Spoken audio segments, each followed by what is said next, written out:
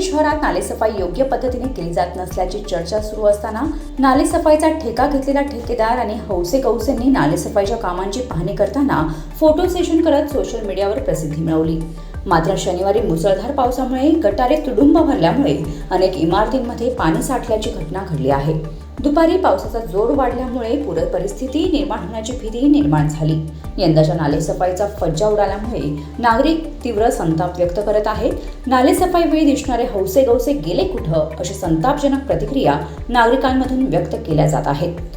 अतिवृष्टीमुळे दरवर्षी खोपोली शहरात मुख्य गटारे नाले तुडुंब भरल्यामुळे पूर परिस्थिती निर्माण होत असते। म्हणूनच मे महिन्यापासून छोटे मोठे नाल्यांची साफसफाई केली जाते। ही नालेसफाई नीट झाली नसल्यामुळे गटारात प्लास्टिक, कचरा तसेच दगडमाती, गाळ तसंच राहिल्यामुळे शनिवारी मुसळधार पावसामुळे गटारे तुडुंब भरल्याने अनेक इमारतींमध्ये पाणी साठल्याच्या घटना घडल्या आहेत। दरम्यान दुपारी पावसाचा जोर वाढल्यामुळे पूर परिस्थिती निर्माण होण्याची भीती निर्माण झाली होती। यंदाच्या नालेसफाईचा फज्जा उडाल्यामुळे नागरिक तीव्र संताप व्यक्त करत आहेत। Bureau report, news 46, Raigad, Khopoli.